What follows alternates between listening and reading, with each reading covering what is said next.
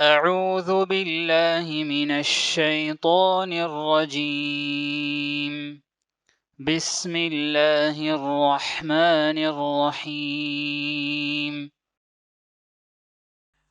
السلام عليكم ورحمة الله وبركاته. بسم الله والحمد لله والصلاة والسلام على رسول الله وعلى آله وصحبه وموالاه وبعد. فقال الله تبارك وتعالى: كتاب أنزلناه مبارك ليدبروا آياته وليتذكر أولو الألباب. ناظرین کرام، میں اللہ رب العزت کی بارگاہ میں دعا کرتا ہوں کہ اللہ تعالی ہماری رمضان کی اس رات کی عبادتوں کو قبول فرمائے اور اللہ رب العزت ہمیں جہنم سے چھٹکارا دلائے، آمین یا رب العالمین۔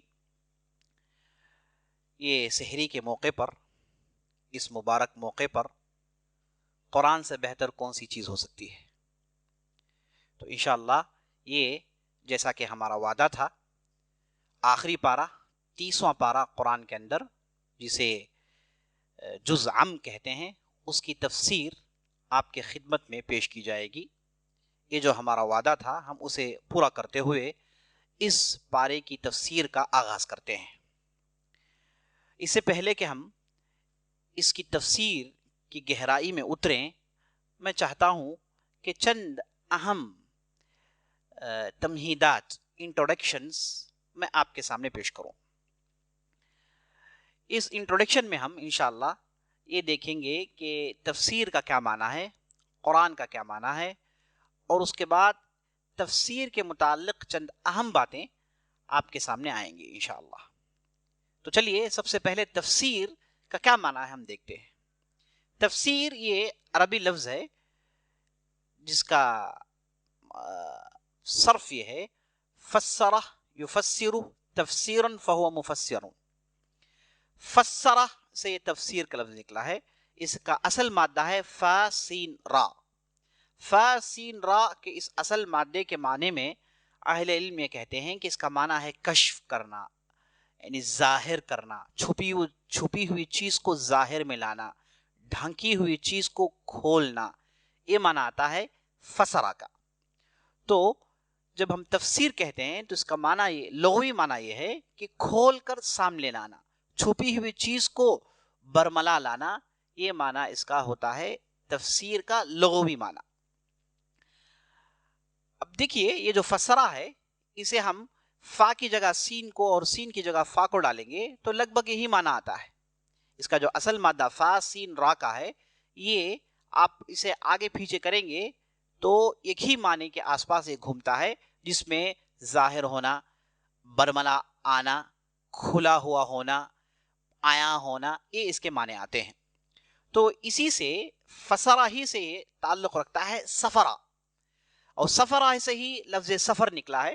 ہم کہتے ہیں کہ فلان سفر پر گئے ہیں، تو سفر سے مراد یہ ہے کہ جب آدمی اپنی بستیوں سے نکلتا ہے، کھلے میدان میں آتا ہے، چونکہ جب مسافر سفر کرتا ہے تو وہ کھلے ہوئے میدان میں آتا ہے، بستیوں کو چھوڑ کر، ڈھنکی چھپی بستیوں کو چھوڑ کر وہ جب کھلے میدان میں آتا ہے، کھلی جگہ آتا ہے، تو اسے سفر کہتے ہیں۔ اور یہی سفر کا لفظ استعمال ہوتا ہے بے پردگی کے لیے بھی۔ بے پردگی کے لیے لفظ استعمال ہوتا ہے سفور۔ عربی میں بے پردگی کو کہتے ہیں سفور، اور کہتے ہیں امرأۃ سافرہ، یعنی بے پردہ عورت جس کا چہرہ کھلا ہوا ہے، جس کا چہرہ ظاہر ہے، جس کا چہرہ دکھ رہا ہے، اس کے لیے عربی میں لفظ استعمال ہوتا ہے سفور۔ تو فسرہ ہو یا پھر سفرہ ہو، اصل معنی اس کا کھل کر سامنے آنا، عیاں ہونا، ظاہر ہونا، یہ اس کا معنی آتا ہے۔ تو یہ باتیں تھی جس کا تعلق لغہ سے تھا، عربی زبان سے تھا۔ تفسیر کا اصطلاحی معنی، شریعت میں تفسیر کسے کہتے ہیں؟ تفسیر کے معنی میں اہل علم کہتے ہیں تفسیر کا معنی ہے بیان معانی القرآن۔ اس کی بہت ساری تعریفات ہیں، اہل علم نے مختلف اس کے تعریفات، اس کے ڈیفینیشنز دیے ہیں، لیکن مختصر اور جامع اور معنی اگر کوئی ڈیفینیشن یا تعریف ہے تو وہ یہ ہے: بیان معانی القرآن الکریم، قرآن کے معنوں کو بیان کرنا، قرآن کے معنوں کی وضاحت، قرآن کے معنوں کی توضیح، یہ ہے عزیز دوستو تفسیر کا معنی۔ تو ہم نے تفسیر کا معنی سمجھ لیا۔ تفسیر کا معنی یہ ہے کہ قرآن کی آیتوں کے جو معنی ہیں ان کی وضاحت، ان کو بیان کرنا، یہ ہے تفسیر۔ تو ہم نے تفسیر کے لغوی معنی دیکھے اور تفسیر کے ہم نے اصطلاحی معنی دیکھے۔ تو لغوی معنی ظاہر ہونا، عیاں ہونا، کھل کر سامنے آنا، یہ اس کے لغوی معنی ہیں۔ اور اصطلاحی معنی اس کے قرآن کی آیتوں کی وضاحت، قرآن کے آیت کے معنوں کو سمجھنا، قرآن کی آیات کے معنوں کو سمجھنا اور اس کی وضاحت کرنا، یہ ہے عزیز دوستو تفسیر۔ تو تفسیر کی یہ بات آپ کے سامنے آ گئی۔ اب چلیے قرآن کریم کے تعلق سے سنتے ہیں۔ قرآن یہ مصدر ہے، قرأ یقرأ قرآنا وقراءة وقرأا کا اصل معنی آتا ہے پڑھنا۔ تو قرآن کا معنی ہے پڑھنا، لغوی معنی۔ اور اصطلاحی معنی قرآن کا معنی جیسے ہم جانتے ہیں، یہ اللہ کا کلام ہے، حقیقی کلام ہے، کوئی مجازی کلام نہیں، اللہ کا حقیقی کلام ہے۔ اور یہ اللہ رب العزت نے اپنے معزز فرشتے جبرائیل کے ذریعے سے محمد رسول اللہ صلی اللہ علیہ وسلم کی طرف وحی کی ہے۔ تو یہ ہے قرآن، اللہ کا کلام جو اللہ رب العزت جبرائیل علیہ السلام کے ذریعے سے محمد رسول اللہ کے پاس پہنچاتا ہے۔ یہ جو قرآن ہے اس کا آغاز ہوتا ہے سورہ فاتحہ سے اور اس کا اختتام ہے سورہ ناس پر، اور اس کا ہر لفظ اللہ رب العزت نے اسے کہا ہے اور اس کے معانی حقیقی ہیں، اس میں مجاز کے لیے کوئی دخل نہیں۔ تو یہ ہے قرآن کا اصطلاحی معنی۔ تو تفسیر القرآن مختصر آپ کے سامنے آ گیا۔ اب چلیے تفسیر کے متعلق چند اہم باتوں کو سمجھتے ہیں، کیونکہ تفسیر آج ہم ہمارے معاشرے میں دیکھتے ہیں کہ لوگ تفسیر کے نام سے کیا کچھ نہیں گل کھلا رہے ہیں۔ لوگ قرآن استعمال کرتے ہیں اپنی بات بیان کرنے کے لیے، بیان دینا چاہتے ہیں تو وہ قرآن کو استعمال کرتے ہیں اور قرآن کے ذریعے سے اپنی پوری بات کو لوگوں تک سناتے رہتے ہیں۔ یہ قرآن کے ساتھ کھلواڑ ہے۔ تو ہم کو یہ جاننا بہت ضروری ہے کہ تفسیر کے متعلق کیا مسائل ہیں، یہ جاننا بہت ضروری ہے۔ عزیز دوستو، جیسا کہ ہم جانتے ہیں یہ جو اللہ کا کلام ہے، اللہ رب العزت نے اسے نازل کیا ہے، اتارا ہے تاکہ بندے اسے سمجھیں۔ دیکھیے قرآن میں اللہ رب العزت نے ارشاد فرمایا، کتاب انزلناہ مبارک لیدبروا آیاتہ، ہم نے ایک ایسی کتاب نازل کی ہے جو بہت ہی مبارک ہے اور اس کتاب پر تدبر ہو، اور جنہیں اللہ نے عقل دی ہے، دانش دی ہے، وہ ان آیتوں پر غور و خوض کرتے ہیں، ان آیتوں پر تدبر کرتے ہیں۔ تدبر کا معنی ہے کسی بھی ایک چیز کی گہرائی میں پہنچ کر اس کے حقائق کو سمجھنا، اس کی چھپی ہوئی حقیقی باتوں کو سمجھنا، یہ ہے تدبر کا معنی۔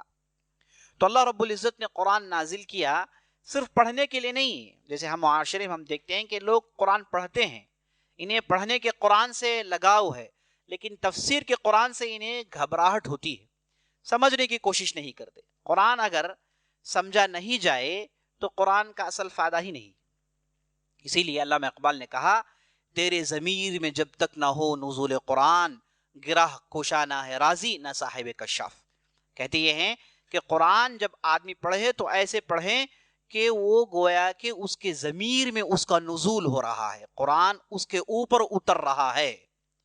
جیسے صاحب قرآن پر جب اتارا گیا تو صاحب قرآن نے اسے کس حد تک متاثر ہو کر سنا اور اسے سمجھنے کی کوشش کی، ویسے ہر فرد کو کرنا چاہیے۔ ہر فرد کو جب بھی وہ قرآن پڑھتا ہے یہ سمجھے کہ یہ آیات مجھ سے مخاطب ہیں، یہ آیات مجھ سے کچھ کہہ رہی ہیں، یہ مجھے ڈرایا جا رہا ہے۔ جب بھی جنت کی بات آتی ہے تو خوش ہو یہ سمجھ کر کہ میں بھی جنت میں جانے والا ہوں، جب بھی جہنم کی بات آئے تو ڈریں کہیں ایسا نہ ہو کہ جہنم میں چلے جائیں۔ تو یہ ہے عزیز دوستو، اس کے لیے اللہ نے قرآن نازل کیا ہے، قرآن سمجھنے کے لیے، قرآن غور و فکر کرنے کے لیے۔ قرآن صرف پڑھنے کے لیے نہیں، صرف تلاوت کرنے کے لیے نہیں ہے۔ تلاوت کریں تو انشاءاللہ اس میں اجر ہے، کوئی اس میں مذائقہ نہیں، آدمی تلاوت کرے ہر حرف پر اسے نیکی ملنے والی ہے، اس میں ذرا برابر بھی شک نہیں، لیکن اصل قرآن کا مغز، قرآن کا نچوڑ اس کے سمجھنے میں ہے۔ اور جب آدمی قرآن سمجھتا ہے تو یہ سمجھ اسے عمل پر ابھارتا ہے۔ جب آدمی سمجھے گا ہی نہیں تو وہ کہاں سے عمل کرے گا؟ تو بہرحال قرآن کی سمجھ کی بات ہم جب لے کر بیٹھیں گے تو لمبی ہو جائے گی بات. تو چونکہ یہ انٹروڈکشن ہے اور مختصر وقت میں آپ کے سامنے بہت اہم باتوں کو پیش کرنا ہے، تو اس لیے میں استدراج نہیں کرنا چاہتا ہوں، تفصیل میں جانا نہیں چاہتا، صرف اشارے کر رہا ہوں. تو قرآن سمجھنا ضروری ہے، بغیر سمجھے کہ قرآن پڑھنے سے کوئی فائدہ نہیں. تو قرآن سمجھنے کے لیے عزیز دوستو تفسیر کا ہونا ضروری ہے. دیکھیے ابن عباس رضی اللہ عنہ ارشاد فرماتے ہیں، یہ طبری نے روایت کی ہے کہ قرآن میں 4 قسم کی آیتیں ہیں. 4 قسم کی آیتیں قرآن کے اندر ہے. پہلی قسم کی آیت وجہ تعریفہ العرب، پہلے قسم کی آیت جو بھی عربی جانتا ہے وہ اسے سمجھ سکتا ہے. عربی زبان جاننے والا ان آیتوں کو سمجھے گا. ایک کیٹیگری ہے آیتوں کی، عربی زبان پڑھنے والا جاننے والا وہ اسے سمجھ لے گا. جیسے الحمدللہ رب العالمین، تمام قسم کی تعریفیں اللہ کے لیے جو سارے عالموں کا رب ہے. قل سیروا فی الارض فانظروا کیف کان عاقبۃ المکذبین، کہہ دو کہ زمین میں گھومو اور دیکھو کہ جھٹلانے والوں کے ساتھ کیا حشر ہوا ہے. تو یہ الفاظ عربی زبان میں مستعمل ہیں، استعمال میں ہے. تو کوئی بھی عربی زبان بولنے والا، عربی زبان سمجھنے والا ان آیتوں کو سمجھ لیتا ہے. یہ ایک قسم کی کیٹیگری ہے. دوسری قسم کی کیٹیگری ابن عباس رضی اللہ عنہ ارشاد فرماتے ہیں کہ وجہ لا يعلمہ الا العلماء، اس میں ایسی بھی کیٹیگری ہے جسے صرف علماء سمجھ سکتے ہیں، جن کے پاس عربی زبان کا علم ہے، جو شریعت کا علم جانتے ہیں، وہ انہیں سمجھ سکتے ہیں. صرف عربی زبان جاننا یہاں کافی نہیں، عربی زبان کے ساتھ ساتھ علم کا ہونا، شرعی علم کا ہونا ضروری ہے. اور ایسے قسم کے علماء ہی ان آیتوں کو سمجھ سکتے ہیں. اس میں آپ لے لیجئے جہاں مسائل کے متعلق آیتیں ہیں، جہاں دوسرے قضایا ہے جن کے متعلق آیتیں ہیں، جن کے لیے علم کا جاننا ضروری ہے. یہ وہ قسم کی کیٹیگری ہے جسے علماء سمجھ سکتے ہیں. اور تیسری قسم کی کیٹیگری ہے، تیسرا قسم اس کا یہ ہے کہ وجہ لا يعلمہ الا الراسخون فی العلم. کہتے ہیں کہ قرآن کی آیتوں کی تیسری کیٹیگری یہ ہے کہ جنہیں صرف راسخون فی العلم، علم کے اندر جنہیں گہرائی ہے حاصل ہے، علم کے اندر جنہیں گہرائی حاصل ہے، علم ان کے رگ و ریشے میں رچ بس گیا ہے، جنہیں ماہرین کہتے ہیں، جنہیں قرآن نے الراسخون فی العلم کہا ہے، وہی سمجھ سکتے ہیں. عام لوگ جو عربی زبان جانتے ہیں وہ نہیں سمجھ پائیں گے، اور جو علم رکھتے ہیں وہ بھی نہیں سمجھ پائیں گے. وہ ہیں جنہیں راسخون فی العلم کہا جاتا ہے، جنہیں قرآن میں غیر معمولی سمجھ حاصل ہے، وہی سمجھ سکتے ہیں. جیسے صحابہ میں مفسرون جو تھے صحابہ میں، جس میں ابی بن کعب رضی اللہ عنہ، عبداللہ بن عباس رضی اللہ عنہ، اور اس کے بعد عبداللہ بن مسعود، اس کے بعد خلفاء راشدین علی رضی اللہ عنہ. یہ وہ لوگ تھے جنہیں راسخون فی العلم کہا جاتا ہے. اور اس کے بعد امت میں تابعین میں بھی بہت بڑی تعداد تھی راسخون فی العلم کی، اور اس کے بعد تبع تابعین میں، اور اس کے بعد امت میں ہر زمانے میں راسخون فی العلم کا ہونا ضروری ہے اور ہوتے ہیں. تو یہ وہ ہیں جو قرآن کی تیسری قسم کی آیتوں کو سمجھ سکتے ہیں. اور آخری کیٹیگری، آخری قسم کے تعلق سے ابن عباس رضی اللہ عنہ ارشاد فرماتے ہیں کہ یہ کیٹیگری، اس قسم کو لا يعلمہ الا اللہ، اللہ کے سوا کوئی اس کی حقیقت کو نہیں جانتا. اس کی مثال ایسے یہ ہے کہ جیسے قیامت کب آئے گی، علم غیب کا جاننا، اور حروف المقطعات کہ ان کے حقیقی معنی کیا ہیں انہیں بتانا. حروف المقطعات کہتے ہیں جیسے الف لام میم ہو گیا، الف لام را ہو گیا، حا میم ہو گیا، نون ہو گیا، قاف ہو گیا. یہ قرآن کی بعض صورتوں کے آغاز میں ان حروف کا ذکر ہوتا ہے جنہیں حروف المقطعات کہتے ہیں. الحروف المقطعات کہتے ہیں. ان کے حقیقی معنی اللہ ہی بہتر جانتا ہے. ہیں مفسرین نے کوشش کی بیان کرنے کی، لیکن ان کے حقیقی معنی کے تعلق سے اکثر مفسرین کہتے ہیں کہ اللہ ہی جانتا ہے. تو قرآن میں بہت ساری باتیں ایسی ہیں جو صرف اللہ ہی جان سکتا ہے، اللہ کے علاوہ کوئی اور جان نہیں سکتا. تو ابن عباس رضی اللہ عنہ نے بہترین انداز سے بتایا کہ قرآن میں ان قسم کی کیٹیگریز ہیں، یہ اقسام ہیں جنہیں فلاں فلاں سمجھ سکتے ہیں. تو عزیز دوستو، تفسیر میں یہی کوشش ہوتی ہے کہ قرآن کی آیتوں کو سمجھایا جائے. تو ہم ان میں سے کون سی کیٹیگری میں آتے ہیں؟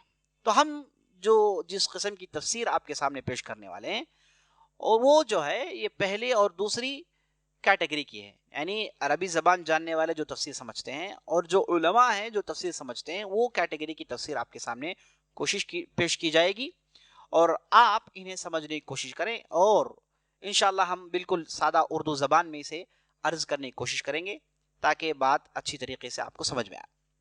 तो ये थी बातें तफसीर की जहां तक आयतों का ताल्लुक है। अब तफसीर की दो किस्में हैं, तफसीर अल-मअसूर, अत-तफसीर अल-मअसूर, अत-तफसीर बिर-राई। दो किस्म की तफसीरें हैं, अत-तफसीर अल-मअसूर, दूसरी किस्म है अत-तफसीर बिर-राई। तफसीर मासूर उस तफसीर को कहते हैं जिसके अंदर एक मेथोडोलॉजी को फॉलो किया जाता है, जिसके अंदर एक मनहज को इख्तियार किया जाता है। क्या है मनहज? कुरान की आयतों को समझने के लिए कुरान की आयतों को इस्तेमाल करना। तफसीर कुरान बिल कुरान, कुरान की बाज आयतें और बाज आयतों की तफसीर करती है। कुरान की बाज आयतें बाज आयतों की तफसीर करती है, तो इसे कहते हैं तफसीर कुरान बिल कुरान। इसकी मिसाल देखिए, अल-हाक़्क़ा मल-हाक़्क़ा वमा अदराका मल-हाक़्क़ा। ये अल-हाक़्क़ा क्या चीज है और तुम क्या जानोगे अल-हाक़्क़ा क्या है, और उसके बाद अल-हाक़्क़ा क्या है अल्लाह खुद बताता है। अल-क़ारिअह मल-क़ारिअह वमा अदराका मल-क़ारिअह यौम यकूनु अन्नासु कल-फ़राशिल मबसूस। अल-क़ारिअह क्या है, खटखटाने वाली चीज क्या है, और तुम क्या जानोगे खटखटाने वाली चीज क्या है। और फिर अल्लाह ने कहा उस दिन जब लोग फुला फुला हालत में होंगे। तो कुरान अपने आप की तफसीर करता है। ये है तफसीर मासूर में पहली कैटेगरी। कुरान की किसी भी आयत की तफसीर किसी दूसरी आयत में मौजूद है तो यह सबसे मजबूत तरीका है उस आयत को समझने का।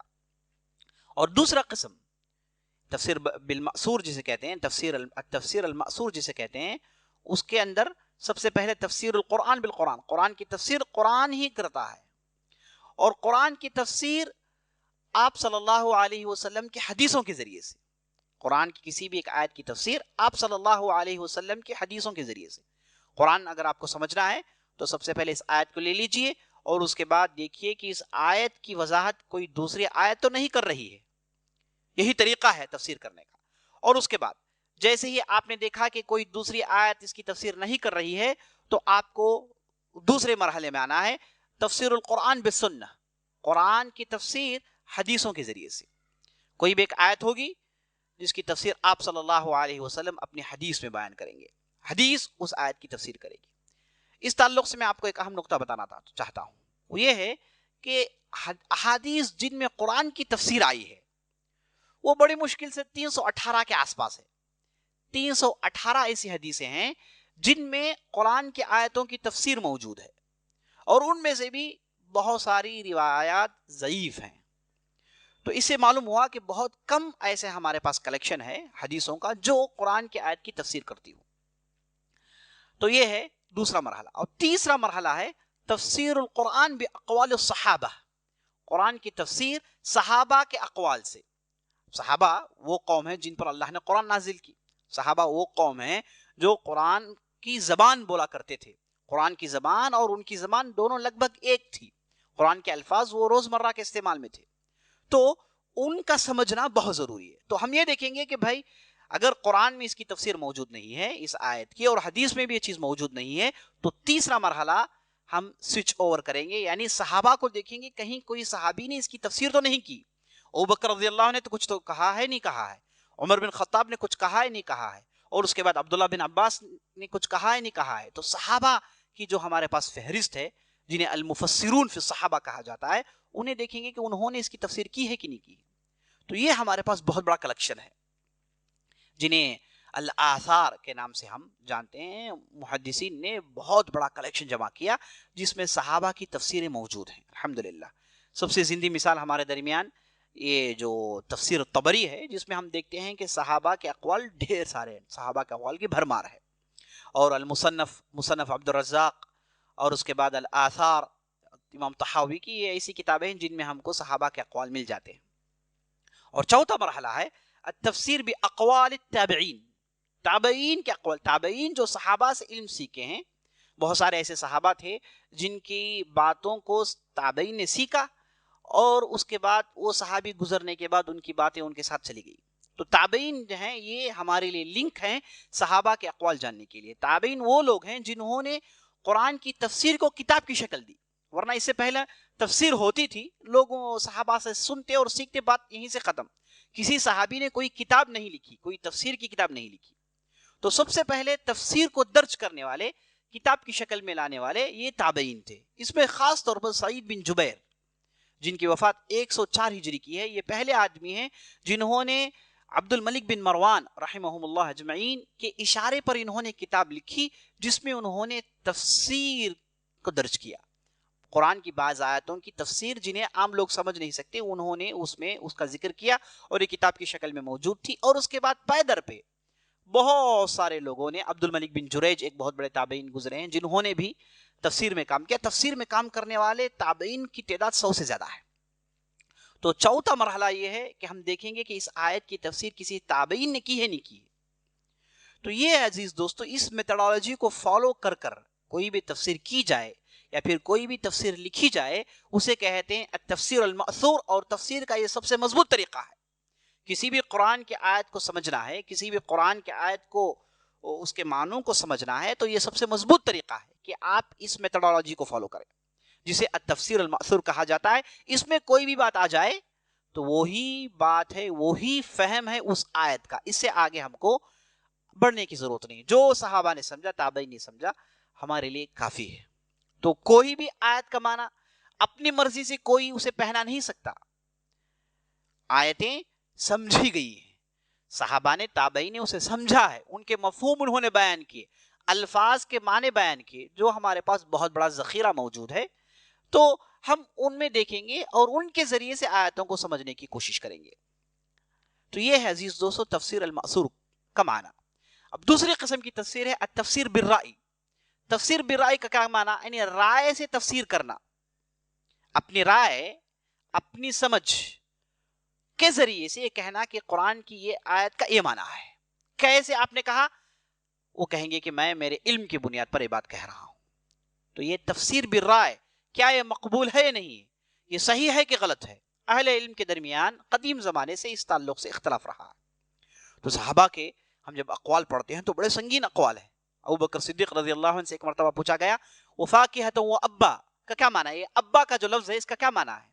تو ابو بکر صدیق رضی اللہ عنہ نے کہا کہ ای سماء تظلنی و ای ارض تقلنی اذا قلت فی کتاب اللہ ما ارى. کون سا آسمان ہے جو مجھے چھت دے، کون سی زمین ہے جو مجھے اپنا لے اگر میں قرآن میں اپنی رائے کو ٹھونسنے کی کوشش کروں. اور اس کے بعد کہا کہ میں اس کا معنی نہیں جانتا. ابو بکر صدیق جو آپ صلی اللہ علیہ وسلم کے ساتھ ہمیشہ رہتے ہیں، وہ کہتے ہیں کہ ابا کا معنی مجھے نہیں معلوم ہے، ابا کا معنی مجھے نہیں معلوم ہے، میں قرآن میں اپنی رائے ٹھونسنا نہیں چاہتا. تو جب ہم صحابہ، اور بہت سارے اقوال ہیں جس میں باقاعدہ ڈرایا گیا ہے، وعید سنائی گئی ہے کہ آپ قرآن میں اپنی رائے کو ٹھونسے نہیں. قرآن کو سمجھنا ہے تو ایک طریقہ کار ہے، ایک نہج مقرر ہے، اس پر چل کر آپ قرآن سمجھیں، اپنی رائے کو ٹھونسے نہیں. تو تفسیر بالرائے کے تعلق سے یہ شدید اقوال آئے. اور بعض لوگوں نے کہا، جن میں بھی بڑے بڑے علماء ہیں، انہوں نے کہا کہ تفسیر بالرائے میں کیا قباحت ہے؟ تفسیر بالرائے، یہی تفسیر بالرائے جسے صحابہ نے کیا ہے، یہی تفسیر بالرائے جسے تابعین نے کیا ہے. صحابہ جب اپنی بات پیش کرتے ہیں، بہت ساری ان کی باتیں ایسی ہیں جو حدیثوں میں نہیں ہیں، تو ان کی جو سمجھ تھی انہوں نے پیش کیا، تابعین کی جو سمجھ تھی انہوں نے پیش کیا. تو اپنی سمجھ کو پیش کرنے میں کہاں سے قباحت ہے؟ تو اس تعلق سے جیسے میں نے بتایا آپ کو، دو علماء کے گروہ ہیں. یہ جو پہلا گروہ جو بالکل حرام قرار دیتا ہے، دوسرا گروہ اسے حلال قرار دیتا ہے. تو اس میں صحیح رائے کیا ہے؟ صحیح رائے مختصر یہ ہے کہ اگر کوئی بھی مفسر اپنی رائے پیش کر رہا ہے، اگر یہ رائے قوانین اللغہ، عربی زبان کے قوانین کے مطابق ہے، وہ ادلۃ الشریعہ، شریعہ کے دلائل، شریعت کے مخالفت میں نہیں ہے، لغہ کے مطابق ہے، شریعت کے مطابق ہے، اس کے بعد وہ اپنی رائے دے رہے ہیں، تو ایسی رائے انشاءاللہ مقبول ہے اور اس میں کوئی قباحت نہیں. اگر کسی کی رائے جو لغہ، عربی زبان کے بالکل دور پڑتی ہے اور شریعت سے اس کا کوئی تال میل نہیں، شریعت کی مخالفت اس کے اندر موجود ہے، تو ایسی صورت میں اس تفسیر بالرائے کو ہم حرام قرار دیتے ہیں. ایسا کرنا بالکل جائز نہیں. تو اس اعتبار سے تفسیر بالرائے کی دو قسمیں ہو گئی, تفسیر بالرائے مقبول, تفسیر بالرائے مردود. تفسیر بالرائے مقبول وہ ہے جو قوانین اللغہ و ادلۃ الشریعہ, عربی زبان کے قوانین کے مطابق ہے, شریعت کے مطابق ہے, یہ تفسیر بالرائے مقبول ہے. قوانین اللغہ کی مخالفت ہے یا تو پھر شریعت کی مخالفت ہے, ایسی صورت میں یہ تفسیر بالرائے مذموم ہے, اسے قبول نہیں کریں گے. اور اس مذموم قسم کی تفسیر بالرائے کے تعلق سے ہی ابوبکر صدیق رضی اللہ عنہ اور دوسرے صحابہ کے جو اقوال موجود ہیں, تابعین کے جو اقوال موجود ہیں, وہ اس کا انطباق یہی ہوتا ہے. اب دیکھیے تفسیر بالرائے مذموم کی مثال آپ کو میں پیش کرتا ہوں. تفسیر بالرائے مذموم کی جیسے شیعہ کے پاس ہے, ان کے ہاں سورۃ البقرہ, البقرہ سے مراد عائشہ رضی اللہ عنہ, مرج البحرین لا یلتقیان, جو مرج البحرین کہتے ہیں کہ اس میں علی اور معاویہ ہے رضی اللہ عنہم اجمعین. تو یہاں پر قوانین اللغہ کا بالکل اعتبار نہیں کیا گیا ہے, نہ یہاں پر شریعت کو ملحوظ رکھا گیا, بالکل اوجھا پڑ رہا ہے. تو ایسی قسم کی تفسیر مذموم ہے, اسے نہیں کرنی چاہیے. اور یہ جو تفسیر بالرائے جو مذموم ہے, بہت ساری تفسیروں میں یہ چیزیں ہمارے پاس دیکھنے کو ملتی ہیں, مشہور تفاسیر میں چیزیں ہم کو دیکھنے کو ملتی ہیں. خاص طور پر اللہ کی صفات کے تعلق سے جو بھی تفسیر موجود ہے جہاں پر تعویل ہے, وہ تفسیر بالرائے مذموم کے کیٹیگری میں آئے گی. تو بہرحال بات لمبی ہو جائے گی, تو میں یہاں پر مختصر آپ کو یہ بتانا چاہتا ہوں کہ تفسیر کی دو قسمیں ہیں. ایک تفسیر المأثور ہے جو مضبوط طریقہ ہے, یہ ایک طریقہ ہمارے لیے کافی ہے قرآن کو سمجھنے کا. لیکن تفسیر بالرائے بھی ہم استعمال کر سکتے ہیں, کیونکہ جدید ٹیکنالوجی ہے, جدید ذہن ہے, لوگوں کے ذہن متفاوت ہیں, الگ الگ لوگوں کی سمجھ ہے, الگ الگ لوگوں کا علم ہے. تو جو بھی آدمی اپنے علم سے اپنی بات پیش کرنا چاہتا ہے تو ہم کہیں گے کہ الحمدللہ مقبول ہے, لیکن قوانین اللغہ اور ادلۃ الشریعہ اس کی مخالفت نہ ہو. اب اس کی مثال دیکھیے, میں آپ کو دیتا ہوں. جیسے ہم یہ جو جدید جو سائنسی ٹیکنالوجی ہے, اس میں سے جوڑ کر بعض آیتوں کی تفسیر کی جاتی ہے نا. جیسے جو ہے البنان, قرآن میں جو ہے بنان کا لفظ استعمال ہوا ہے. بنان کا اصل معنی ہے عربی زبان میں انگلیوں کو کہتے ہیں. اب یہ ان لوگوں نے کہا کہ بھائی بنان میں انگلیوں میں یہ جو نشانیاں ہیں ہے نا, یہ اس سے مراد ہے. تو یہ قرآن کی جو ہے زبان کی جو قوانین ہے اس کی مخالفت نہیں ہو رہی, نہ کہ اس میں شریعت کی مخالفت ہو رہی. تو ایسی چیزوں کو قبول کرنے میں کوئی حرج نہیں. لیکن معاملہ یہاں سنگین ہو جاتا ہے اگر وہ کوئی کہے کہ بھائی اس کا معنی یہی ہے, اس کے علاوہ کوئی معنی نہیں, تو ہم کہیں گے کہ بھائی آپ کی بات غلط, ہم اسے قبول کرنے کے لیے تیار نہیں. قرآن کے ہر لفظ کے معنی بیان کیے جا چکے ہیں, اس کے لیے ائمہ ہیں, ان کی روشنی میں, ان کے اقوال کی روشنی میں جدید اقوال کو ہم سمجھنے کی کوشش کریں گے. جہاں کہیں بھی ٹکراؤ ہے پھینک دیں گے, بس اٹھا کر اسے کنارے کر دیں گے. تو جدید اقوال, جدید فہم کو اپنانے میں کوئی غلطی نہیں, لیکن اس کے اندر لغہ کی مخالفت نہ ہو اور شریعت کی مخالفت نہ ہو. تو یہ ہے تفسیر بالرائے کی باتیں.